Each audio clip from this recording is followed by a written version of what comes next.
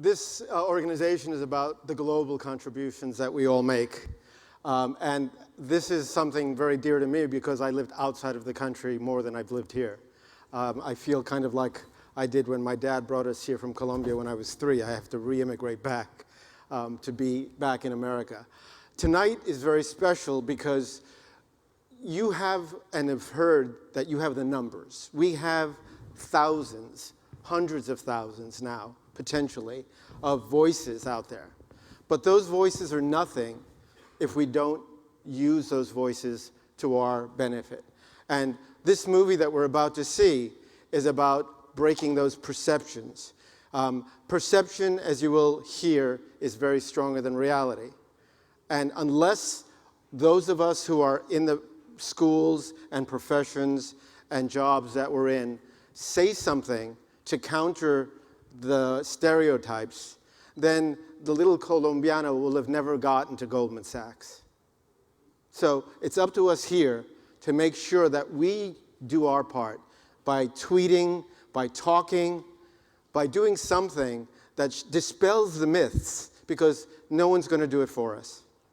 So with that in mind, I'd like to introduce, we've been waiting for somebody, but he's not going to show up. Wait, who says? Well, at least not now.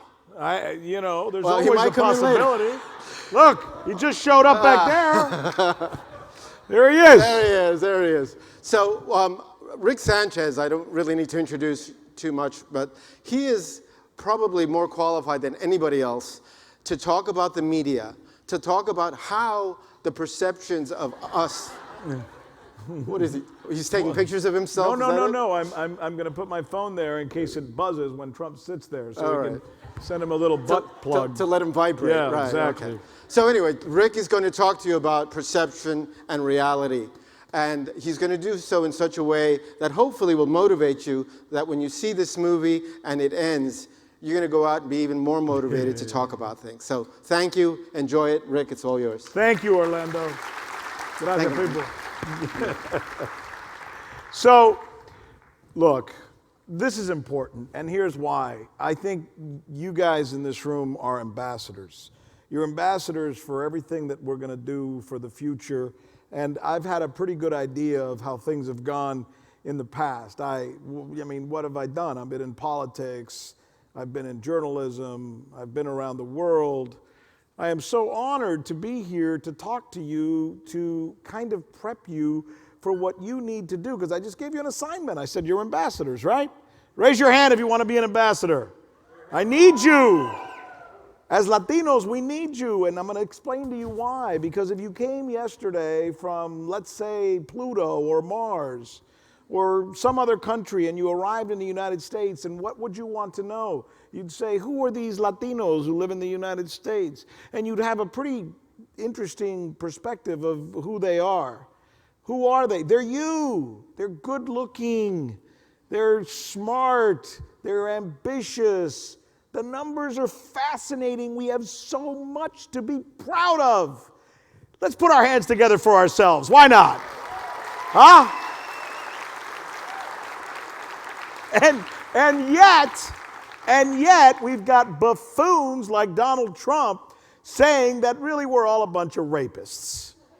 So, that being what it is, I just want to tell you I've dealt with Donald Trumps in the past. I've spent a little bit of time in TV. I've interviewed 4 of the past 5 presidents of the United States. I've sat nose to nose with Mikhail Gorbachev and Fidel Castro, and I've interviewed them. And I've handled some guys who have some pretty good gravitas to them as well, as does Mr. Trump. And as soon as he gets here, I'll give him all the due and all the respect that I gave those gentlemen.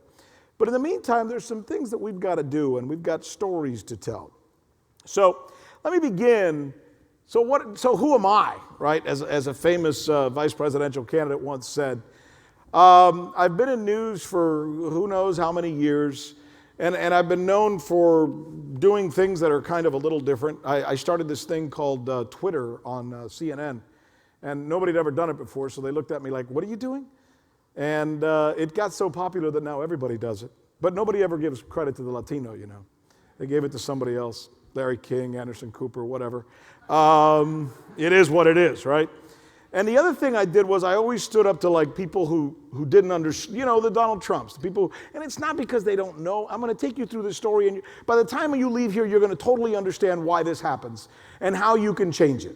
So let me just start with, here's what I used to do in terms of media, in terms of defending Hispanics and empowering us, in terms of social media. Scotty, hit it.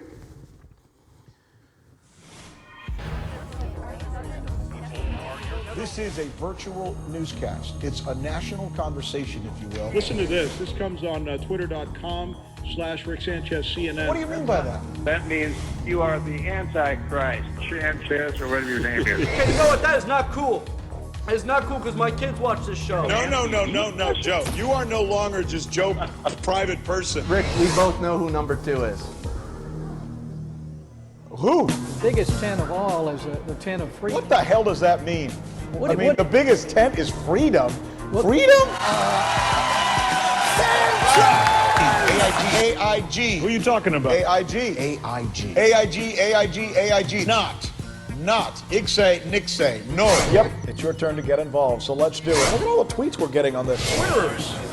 Those are the people who bring you the tweets. Joining me now is Mr. Twitter himself, CNN's Rick Sanchez. Twitter board's about to explode. MySpace, Facebook. But now take a look at this. No, dude, how cool is that? The Wiener and the redneck. Laugh with, not at. But I make fun of his people too, though. I'm Perez Hilton, Rick Sanchez. I can be offensive.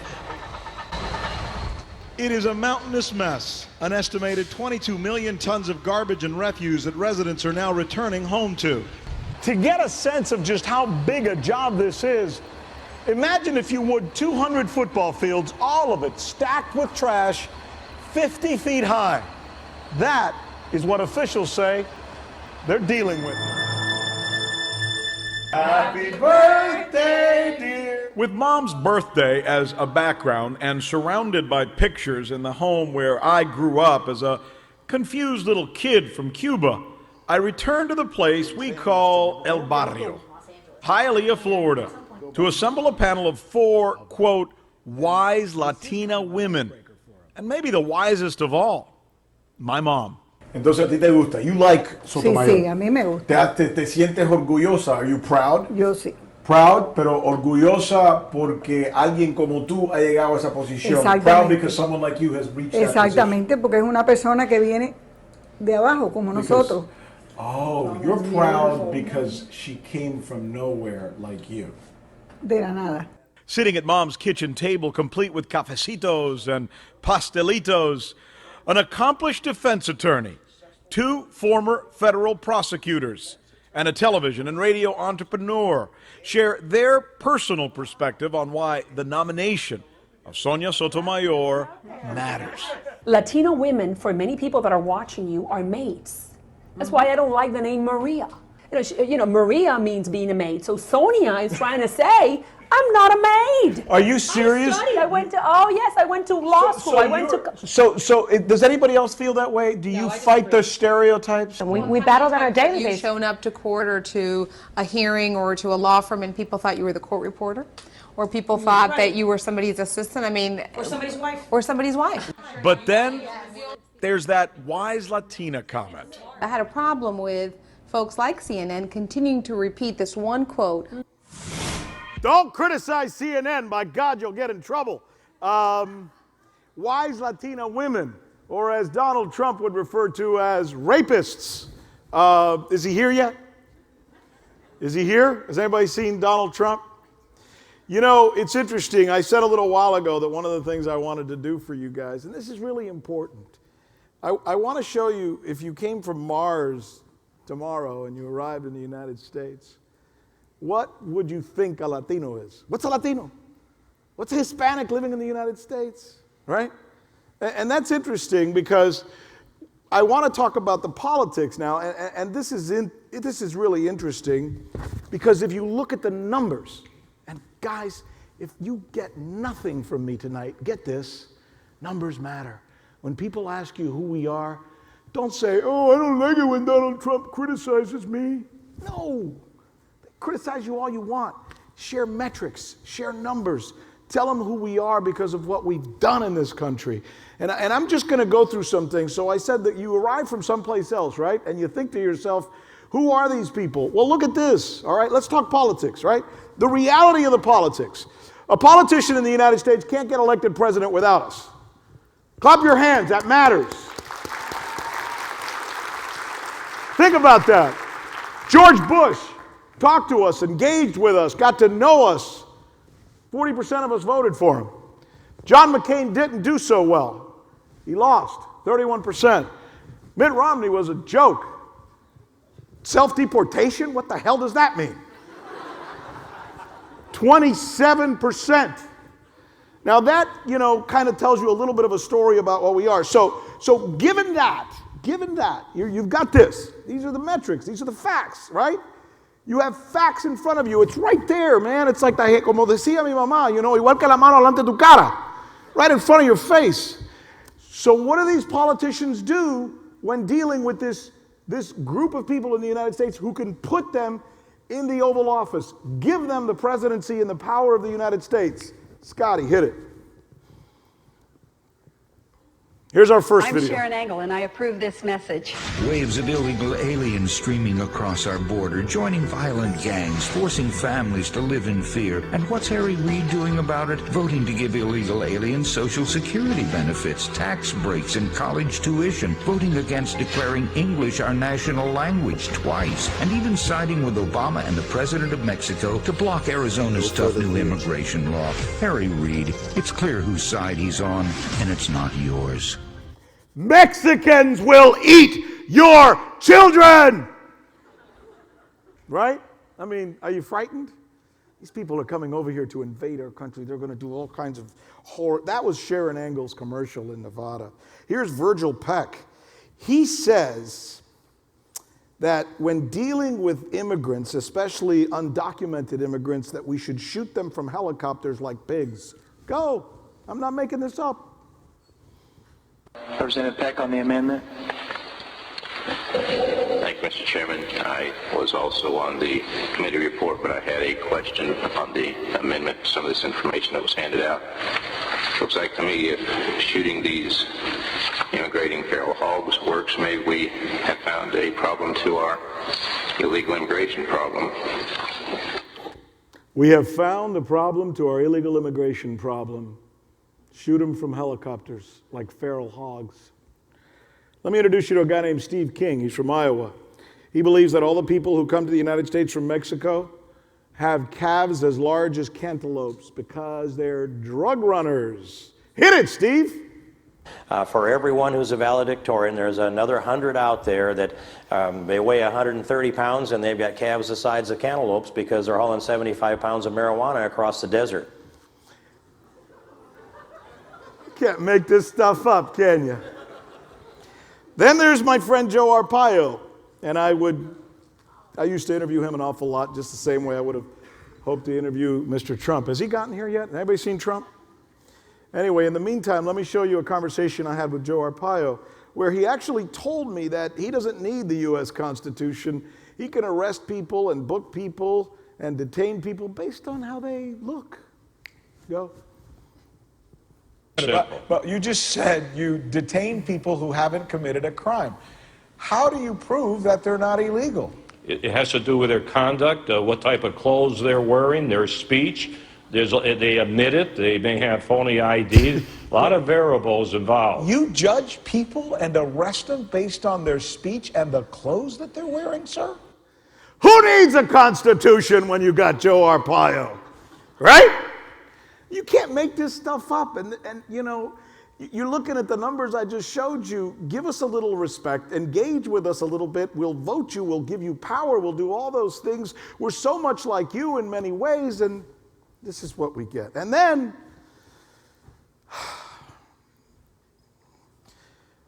I guess, I don't know what you would call him. I guess the master of this kind of thing. Maybe he's been taught by the rest. Ladies and gentlemen, Donald Trump. When Mexico sends its people, they're not sending their best. They're sending people that have lots of problems. They're bringing drugs, they're bringing crime, they're rapists, and some I assume are good people. Some are good people. Raise your hand if you're good people in here. We got any good people? I'm telling you, it's unbelievable. So who are these few good ones? I started thinking to myself, you know, if Donald Trump was here, were here, I would love to introduce him to some good people. So I figured, you know what, I know you are all good people, obviously, you're the future of this country. But here's some other numbers that we've got. Unauthorized immigrants, right? They work. 3.7% of them. They're 3.7% of the U.S. population, and yet they're 5.2% of the labor force. Are you looking at those numbers? 3.7% of the U.S. population, yet 5.2% of the labor force. Somebody's working 2 jobs, I think, right? In between the raping thing. Go ahead, next graphic, please. Unauthorized immigrants, they provide a net gain to the United States. You always hear all these people go, oh, they're doing this, they're sucking up our society, they're freeloaders, really? Really? Well, we've done a little research and we found out, first of all, let's just look at the numbers. Let's forget Donald Trump, forget everything else, just use common sense. For the most part, if you're an unauthorized citizen, a resident, immigrant, you cannot receive benefits from the government. So you're not taking in anything. Second of all, you pay taxes. Please, if you do nothing tonight but this, leave this place tonight and tell everybody, Rick Sanchez told me that every person who lives in the United States, be they legal, illegal, unauthorized or not, they do pay taxes. You know why? The only way you could live in the United States and not pay taxes is if you're living under a bridge and eating worms. Property taxes, sale taxes, that's the way we collect taxes in this country. So the next time some buffoon comes up to you and says, illegal immigrants don't pay taxes, you tell them, really, how do you do that? How do you do that? It's impossible. And yet I've said this on CNN. I told Charlie this morning at a breakfast, I said, I remember I said that once at CNN and it made headlines all over the country. Sanchez confronts politician talking about taxes. Duh. They even pay payroll taxes. 75%, according to the Social Security Administration, pays payroll taxes and income taxes. So much so that they're paying taxes they'll never be able to collect, so they're subsidizing everybody else. It's crazy.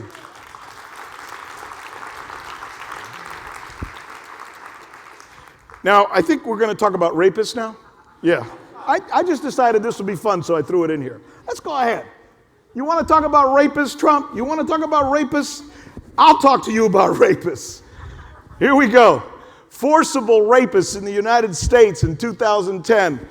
And I hate doing this. I feel baboso, talking about something so ugly, But you want the facts? Here they are. Who raped in the United States in 2010? 56% not white non-Latins, 31% African American. It's not to besmirch anybody. We're not trying to do that. But those are numbers. Those are metrics. Like we talked, source, U.S. Bureau of Justice Statistics. Crime on the border. Trump said it's crazy because he talked to 2 guys who work down there and they told him these people are animals. Animales. Brutal. Homicide and violent rates for cities within 100 miles of the border are below U.S. national average, according to the FBI. It's amazing. It's amazing the kind of things that you see. So, where are we? So we got these stats, we got the politicians saying horrible things, but don't worry, the U.S. media is here to come to the rescue. Cable news, where I used to work, but they don't like me there, so they got rid of me because I was, my last name ends in EZ and stuff. But these guys are good people. They're going to check, for example, they're going to go on the air now. This guy right here, his name is Matthews. He's going to go on the air and he's going to tell Donald Trump, what you're saying is wrong. And you know what? You don't speak for Americans. This is not the country we live in. Right, Chris? Is that what you're going to do? Let's see. Despite his wild ways, Donald Trump is onto something. I don't know if he knows he's onto it, but he's onto something. Nationalism, a sense that this country isn't really being protected by the political class. The borders aren't being protected. Our jobs aren't being protected. We're not being protected generally. Can you believe that? And I think, Chris Matthews, you're 100% right. He said some things recently that I don't agree with, but that's beside the point.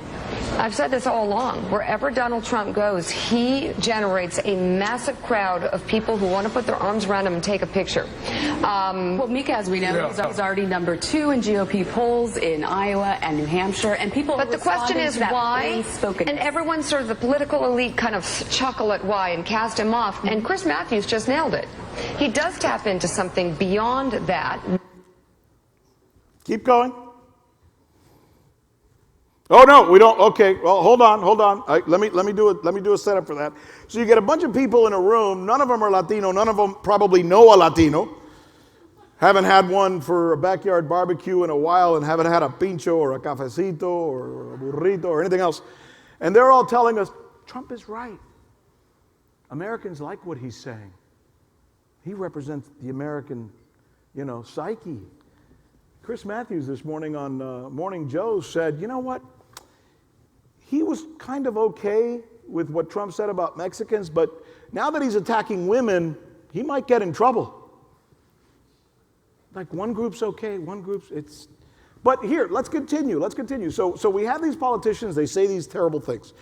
And the media, of course, they're not ever going to do anything like that. For example, on Cinco de Mayo, you're not going to disrespect, 17% of the population by making fun of that day and turning it into a drink fest and making it look like every Mexican is a drunk, right? You would never do that, and certainly not on NBC, or would you?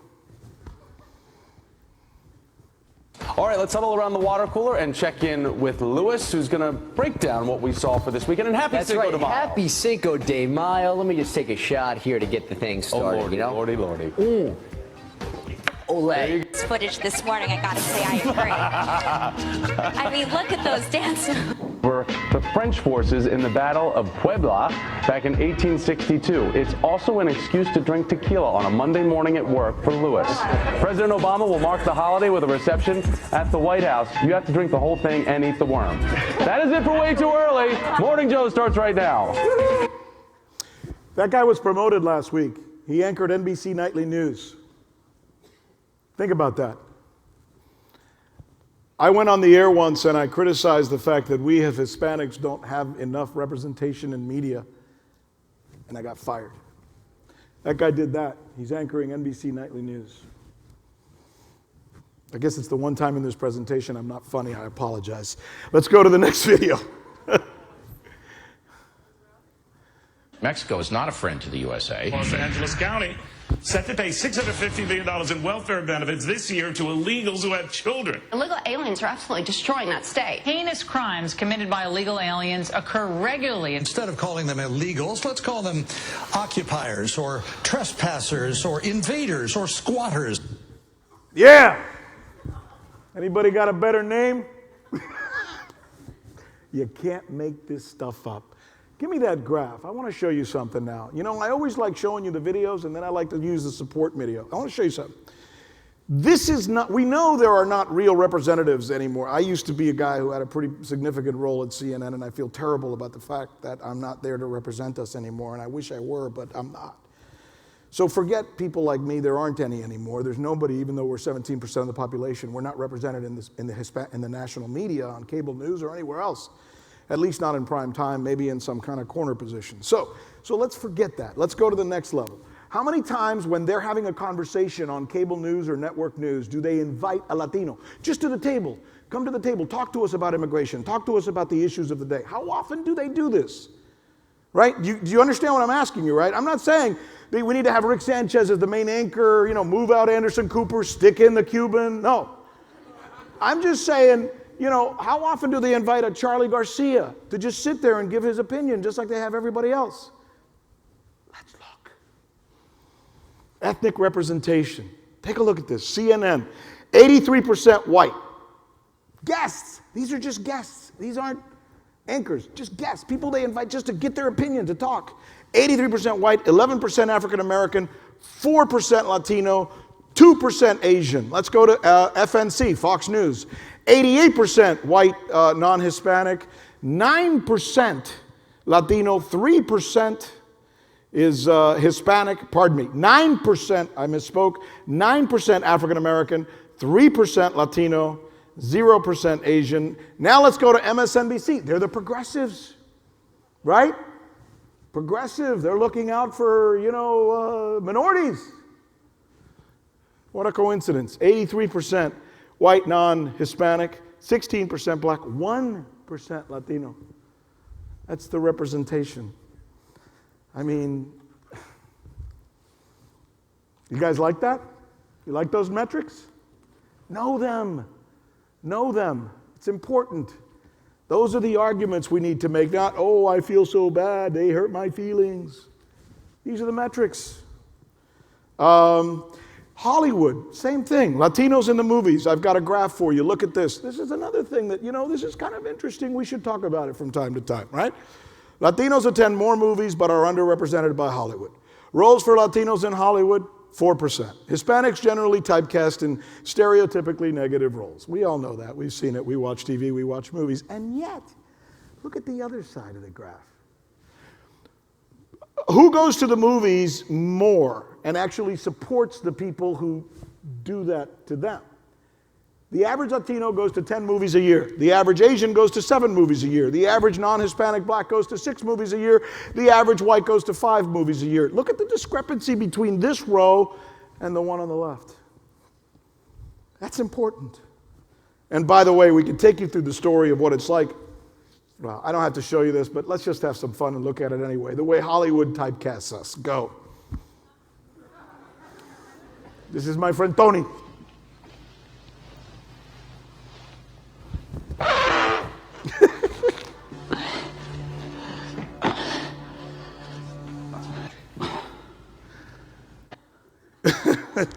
Let's talk about Latinos as gangsters. We got a nice little clip we found here. Go ahead. Orale, vato. I'm trying to see that product. Yo, Sleepy, what's up, homie? You know my cousin, Sad Boy.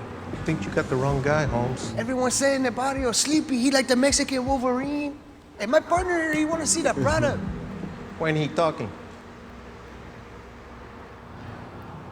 My name is Jeff. That's Jefe, man. That's us, I guess. Thank you, Hollywood. Even when they try to defend us, they don't get us. 2 days ago, Kelly Osbourne went on The View and criticized Donald Trump.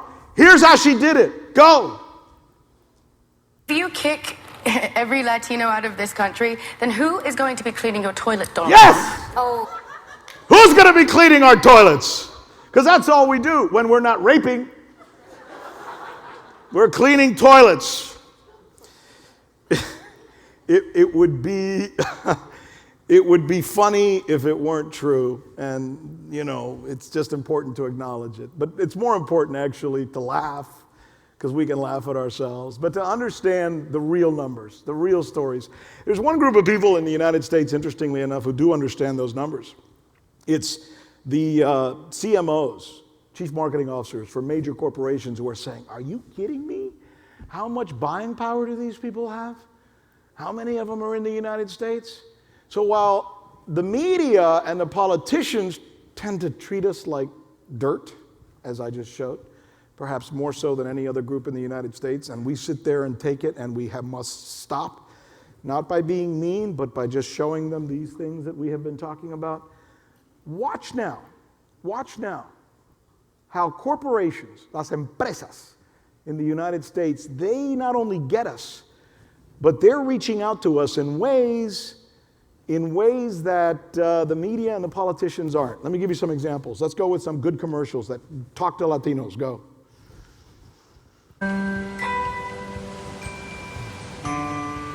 Mi hijo está por lavar el Prius de la familia. Él insistió en usar la lluvia para ahorrar agua. 14 años atrás yo insistí en comprar nuestro primer Prius. Porque al igual que Toyota, los dos sabemos que hay una forma de hacer las cosas bien y una forma de hacerlas todavía mejor. El Prius. Toyota, vayamos juntos. Vayamos juntos, familia, nos entienden, saben quién somos. Podemos sentir el orgullo de ser quien somos. They get that. You notice Chris Matthews doesn't get it. Toyota gets it. Why does Toyota get it? Who else gets it? I'll tell you who gets it. KFC, Kentucky Fried Chicken. We used to call them that. I guess now they're KFC. Go ahead.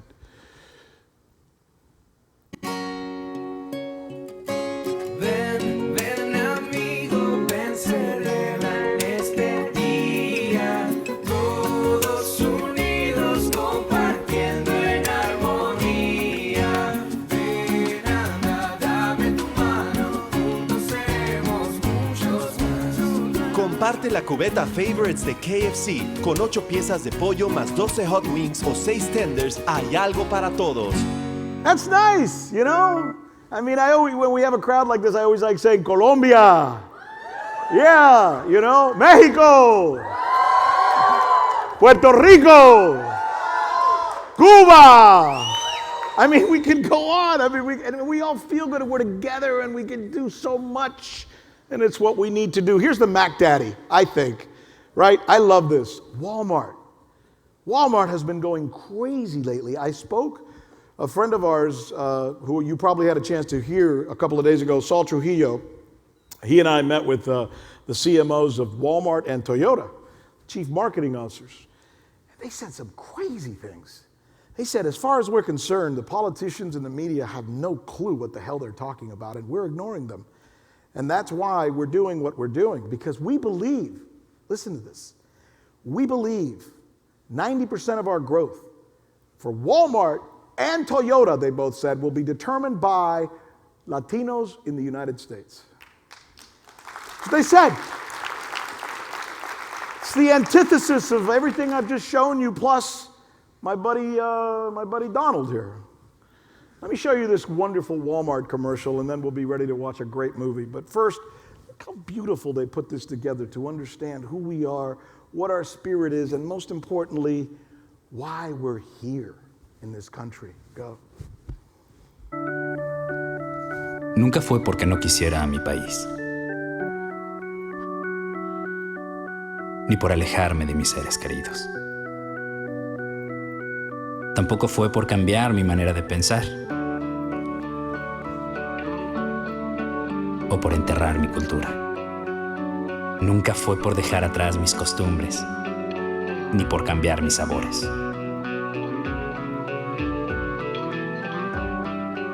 Jamás fue por olvidar mis colores. Aprender otro idioma o celebrar de otra manera.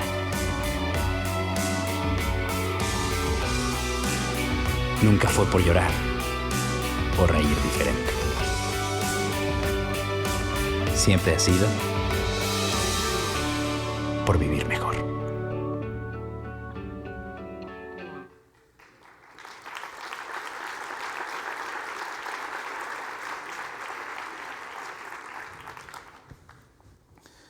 I get sad when I watch that commercial. It's like, you know, it's who we are. We just want to live better. We want to take care of our families. We're good people. And we want our stories to be told that way. We're very imperfect, by the way. Probably I'm more imperfect than most people in this room. But it doesn't mean that we need to be disrespected. And it's a great thing that little by little, we're going to get our stories told, because we're going to have to tell them, and we're going to have to find a way to do that. And it's a very important topic. It's an important thing that we need to do, not just for ourselves, but for our children. And for you, you know, some of us, we've got a couple of more, we're a little more long in the tooth, as like that, like to say. That said, it's nice when once in a while somebody comes along and does tell our story.